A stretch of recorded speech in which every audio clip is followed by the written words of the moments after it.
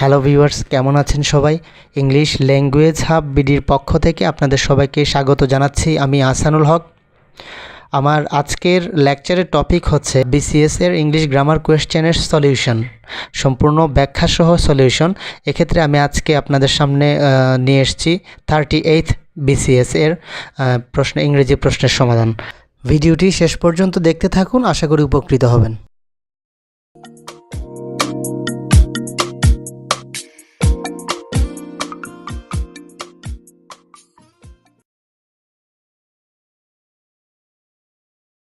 Number 1, what is the plural form of the word louse? অর্থাৎ লাউজের plural form নিচের কোনটি? এক্ষেত্রে লাউজের আমরা জানি প্লুরাল ফর্ম হচ্ছে লাইস, সো এখানে অপশন হচ্ছে B. Number 2, choose the correct sentence. এখানে 4টি সেন্টেন্স দেওয়া আছে, এখান থেকে একটিকে বাছাই করে নিতে হবে। তো সেক্ষেত্রে এখানে রিফ্রেইন, মূল যে ব্যাপারটা হচ্ছে এখানে রিফ্রেইন ভার্বের সাথে আমরা জানি সবসময় প্রিপোজিশন ফ্রম ব্যবহৃত হয় এবং প্রিপোজিশনের পরে ভার্বের সাথে আইএনজি যুক্ত হয়। তো সেই হিসেবে অ্যান্সার হয় ডি, যেমন he refrained from taking any drastic action. তারপর number 3, which word is closest meaning to franchise? অর্থাৎ নিচের 4টির মধ্যে থেকে কোনটি ফ্র্যাঞ্চাইজের প্রতিশব্দ, অর্থাৎ সিনোনিমাস ওয়ার্ড? এক্ষেত্রে ফ্র্যাঞ্চাইজ মানে হচ্ছে নাগরিক সুযোগ সুবিধা, সেক্ষেত্রে এটার সাথে খাপ খায় হচ্ছে প্রিভিলেজ। আনসার হচ্ছে C. Number 4, once in a blue moon means. তো once in a blue moon মানে কি? Once in a blue moon মানে হচ্ছে যেটা হচ্ছে কদাচিৎ, অর্থাৎ কখনোই না, almost never.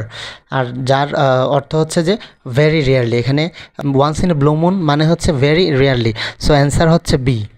Number 5, a retired officer lives next door. Here the underlined word is used as an retired ওয়ার্ডটি কী হিসাবে ব্যবহৃত হয়েছে? এখানে অপশন থেকে আমাদেরকে বাছাই করতে হবে। তো সেক্ষেত্রে আমরা জানি আর্টিকেলের পরে যদি দুটি ওয়ার্ড থাকে তাহলে প্রথমটি হচ্ছে অ্যাডজেক্টিভ এবং পরেরটি হচ্ছে নাউন। তো এখানে আমরা দেখতে পাচ্ছি যে আর্টিকেলের পর রিটায়ার্ড, তারপর অফিসার, ভার্বের আগের অংশে অর্থাৎ রিটায়ার্ড এবং অফিসার হচ্ছে দুইটি ওয়ার্ড। সেক্ষেত্রে রিটায়ার্ড অ্যাডজেক্টিভ, কিন্তু এখানে অ্যাডজেক্টিভ অপশনে নেই, সুতরাং আমরা জানি পার্টিসিপল অ্যাডজেক্টিভ হিসেবে ব্যবহৃত হয়। এটা হচ্ছে ভার্বের, রিটায়ার্ড হচ্ছে মূল ভার্ব, তার পাস্ট পার্টিসিপল হচ্ছে রিটায়ার্ড, সুতরাং এখানে রিটায়ার্ড হচ্ছে participle. Number 6, choose the appropriate preposition in the blank of the following sentence. 8 men were concern dash the plot. এখানে কারেক্ট প্রিপোজিশন বসানোর কথা বলা হয়েছে, অ্যাপ্রোপ্রিয়েট প্রিপোজিশন, সেক্ষেত্রে কনসার্নড ড্যাশ দ্য প্লট। এখানে হচ্ছে 8 men ওয়ার কনসার্ন মানে আটজন ব্যক্তি একটা প্লট নিয়ে কনসার্নড, অর্থাৎ ইন্টারেস্টেড। তো যখন কনসার্নের অর্থ যখন ইন্টারেস্টেড হয়, আগ্রহী হয়, তখন তার সাথে প্রিপোজিশনের ফর ব্যবহৃত হয়, কনসার্নড ফর। তো এখানে অপশনের অনুযায়ী আনসার হচ্ছে D. Number 7, fill in the gap with the right tense. When water dash it turns into ice. এখানে ওয়াইন যুক্ত অংশটি হচ্ছে সাবঅর্ডিনেট ক্লজ, আর it turns into ice এটা হচ্ছে principal clause.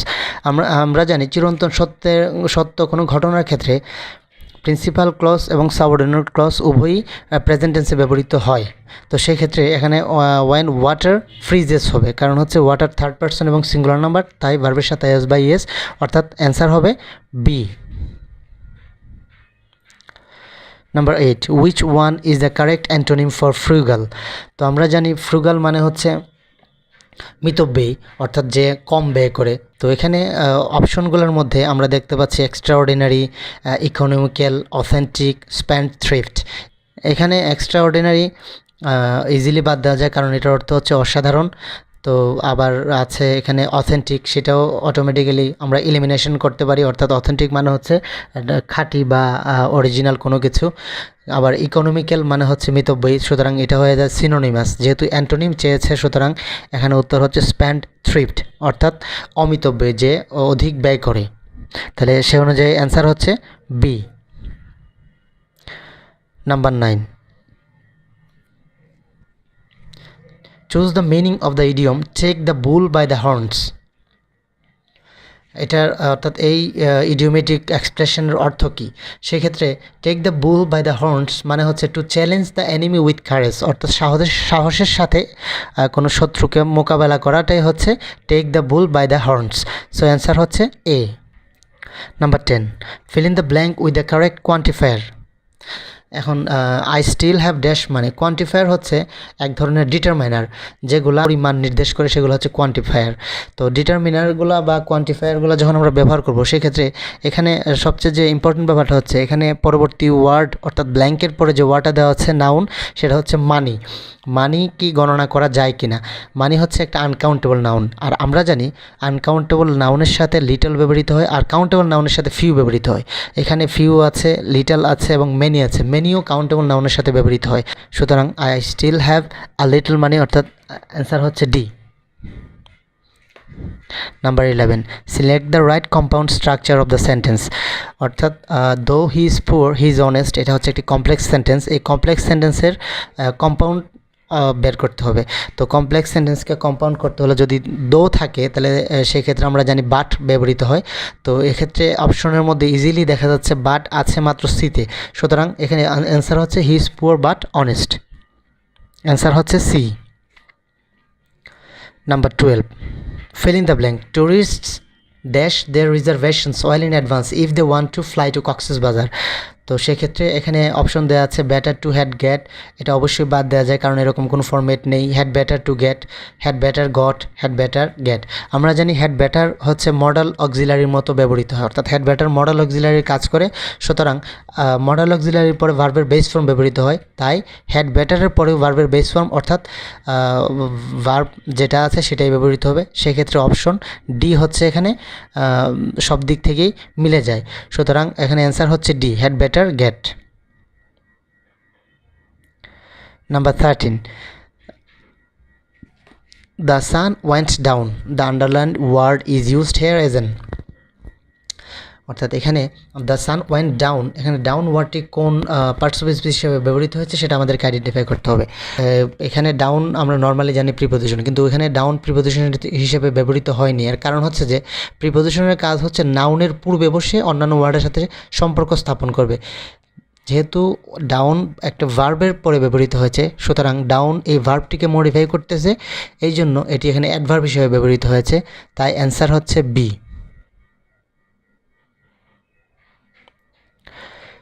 Number 14, which one of the following words is in singular form. এখানে চারটি option দেওয়া আছে, এগুলো হচ্ছে ফরেন প্লুরালস। সেক্ষেত্রে এখানে এজেন্ডা হচ্ছে প্লুরাল, যার সিঙ্গুলার হচ্ছে এজেন্ডাম। ওএসএস যার সিঙ্গুলার হচ্ছে ওএসিস, এসআইএস। ফর্মিউলা হচ্ছে সিঙ্গুলার, আর ফর্মিউলাই হচ্ছে প্লুরাল। তো সেক্ষেত্রে রেডিয়াস হচ্ছে সিঙ্গুলার, অ্যান্সার হচ্ছে C. Number 15, identify the right passive voice of it is impossible to do this. এখানে ইন্ট্রোডাক্টরি ইট দিয়ে শুরু হয়েছে সেন্টেন্সটি। তো সেক্ষেত্রে প্রথমে আমরা অবজেক্টটিকে সাবজেক্ট করলাম, দিস ভার্ব হিসেবে আছে ইজ, দিস ইজ। এখানে যেটাকে প্যাসিভ করতে হবে সেটা হচ্ছে টু ডু, অর্থাৎ ইনফিনিটিভকে প্যাসিভ করতে হবে। আর ইনফিনিটিভকে প্যাসিভ করতে হলে টু এর পরে জাস্ট একটা বি বসে এবং মূল ভার্বের পাস্ট পার্টিসিপল ফর্ম হয়, অর্থাৎ সেক্ষেত্রে অপশনটা হচ্ছে B, this is impossible to be ডান।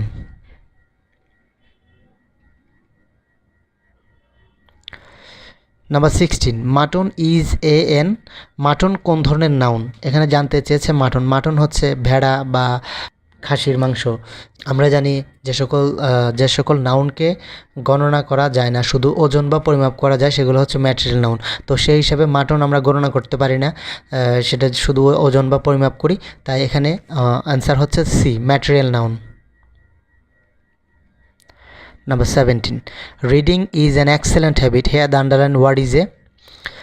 আমরা জানি ভার্বের সাথে যখন আইএনজি যুক্ত হয় যখন নাউনের কাজ করে তখন তাকে জিরান্ড বলা হয়। যেহেতু রিডিং এখানে ইজ ভার্বের সাবজেক্ট, সুতরাং এটি এখানে নাউন হিসেবে ব্যবহৃত হয়েছে, সুতরাং রিডিং হচ্ছে জিরান্ড। Number 18, which one of the following words is an example of distributive pronoun? Distributive pronoun এখানে নিচের কোনটি? প্রথমে আমাদেরকে জানতে হবে ডিস্ট্রিবিউটিভ প্রনাউন কি।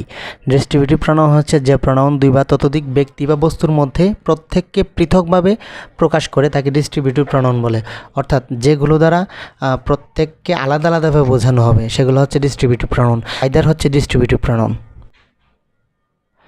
তারপর 19, a speech of too many words is called, অর্থাৎ কোনো বক্তব্যের যদি বেশি সংখ্যক শব্দ থাকে সেটাকে বলা হয় a verbose speech। তো সেক্ষেত্রে অ্যান্সার হচ্ছে verbose speech।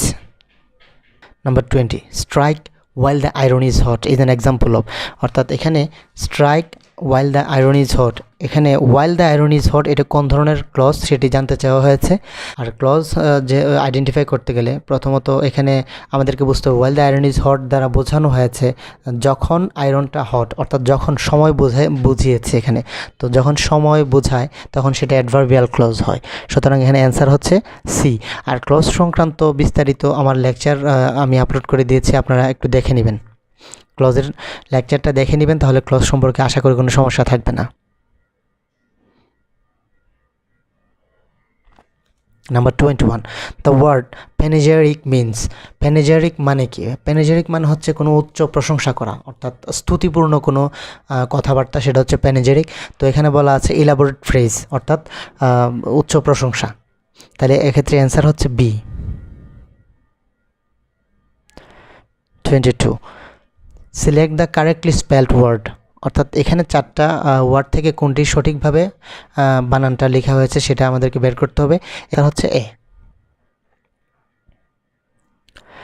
Number 23, among is a preposition that is used when people are involved. দুইয়ের অধিক হলে অ্যামং ব্যবহৃত হয়, আর দুইয়ের মধ্যে হলে বিটুইন ব্যবহৃত হয়। তাহলে এখানে অপশন ইজিলি দেওয়া আছে, অপশন হচ্ছে বি, অর্থাৎ মোর দেন টু। দুইয়ের অধিক হলে অ্যামং, আর দুইয়ের মধ্যে হলে বিটুইন। সুতরাং এখানে মোর দেন টু হবে, অ্যান্সার হচ্ছে B. Number 24, which one is the correct indirect narration, অর্থাৎ এখানে ডিরেক্ট একটা ন্যারেশন দেওয়া আছে, সেটা থেকে আমাদেরকে ইনডিরেক্ট ন্যারেশন বের করতে হবে। এটা হচ্ছে he said to me why have you beaten my dog. আচ্ছা, যেহেতু এটা ইন্টারোগেটিভ সেন্টেন্স, তো সেক্ষেত্রে ইন্টারোগেটিভ সেন্টেন্সের ক্ষেত্রে আসে ইনকোয়ার্ড অফ অথবা ডিমান্ডেড অফ অথবা আস্কড। তো আমরা যখন এগুলো সলভ করব সেক্ষেত্রে প্রথমত আমাদেরকে কিছু টেকনিক ফলো করতে হবে। টেকনিকটা হচ্ছে এখানে এলিমিনেশন, বাদ দিয়ে দেওয়া। প্রথমে আমরা যদি অপশন বাদ দিয়ে দিই, অপশন কমিয়ে ফেলি, তাহলে আমাদের জন্য অ্যান্সার করার অনেক সহজ হবে। তো সেক্ষেত্রে এখানে আমরা জানি যেহেতু interrogative sentence why have you beaten my dog, এটা যেহেতু ইন্টারোগেটিভ সেন্টেন্স, সেক্ষেত্রে রিপোর্টিং ভার্বটা ডিমান্ডেড অফ, আস্কড অথবা ইনকোয়ার্ড অফ এরকম ব্যবহৃত হতে পারে। তো আমরা দেখতে পাচ্ছি যে এ এবং সি এ ডিমান্ডেড এর পরে অবনি, আবার ইনকোয়ার্ডের পরে অবনি, সুতরাং এ এবং সি অপশন বাদ। এখন আমাদেরকে দেখতে হবে বি এবং ডি অপশনের মধ্যে কোনটা সঠিক। তো আমরা জানি যখন ডিরেক্ট স্পিচে প্রেজেন্ট পারফেক্ট টেন্স থাকে তাহলে সেটা হয়ে যায় পাস্ট পারফেক্ট টেন্স, আবার সেক্ষেত্রে এটা অ্যাসার্টিভ সেন্টেন্স হিসেবে ব্যবহৃত হবে। তো আমরা দেখতে পাচ্ছি যে হি ডিমান্ডেড অফ মি, তারপর রিলেটিভ প্রনাউন ওয়াই ছিল, ওয়াই ব্যবহৃত হয়েছে।